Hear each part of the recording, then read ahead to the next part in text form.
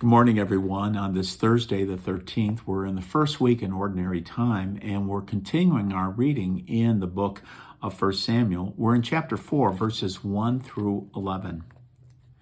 The Philistines gathered for an attack on Israel. Israel went out to engage them in battle and encamped at Ebenezer, while the Philistines camped at Aphek.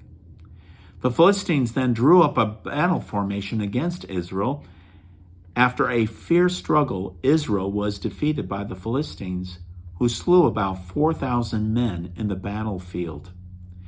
When the troops retired to the camp, the elders of Israel said, "Why has the Lord permitted us to be defeated today by the Philistines? Let us fetch the ark of the Lord from Shiloh, that it may go into battle among us and save us from the grasp of our enemies." So the people went to Shiloh and brought from there the ark of the Lord of hosts, who is throned upon the cherubim. The sons of Eli, Hophni, and Phinehas were with the ark of God. When the ark of the Lord arrived in the camp, all Israel shouted so loudly that the earth resounded. The Philistines, hearing the noise of the shouting, asked, "What can this loud shouting in the camp of the Hebrews mean?" On learning that the ark of the Lord had come into the camp, the Philistines were frightened. They said, "Gods have come into their camp." They said also, "Woe to us! This has never happened before. Woe to us! Who can deliver us from the power of these mighty gods? These are the gods that struck the Egyptians with various plagues and with pestilence. Take courage and be manly, Philistines. Otherwise, you will become slaves to the Hebrews, as they were your slaves. So fight manly." The Philistines fought, and Israel was defeated. Every man fled into his own tent. It was a disastrous defeat, in which Israel lost 30,000 foot soldiers. The ark of God was captured, and Eli's two sons, Hophni and Phinehas, were among the dead. The word of the Lord. Thanks be to God.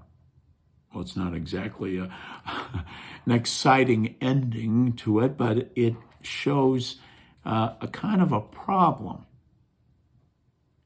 that I think is probably with us even today, that we kind of last minute kind of cry out to the Lord, but during the rest of our lives, we're kind of living as we want, as Eli's two sons were doing, just living it up and being corrupt, not turning to the Lord, not having, as we had yesterday's reading, having the posture of Samuel, which is Hineni, Adonai, here I am, Lord.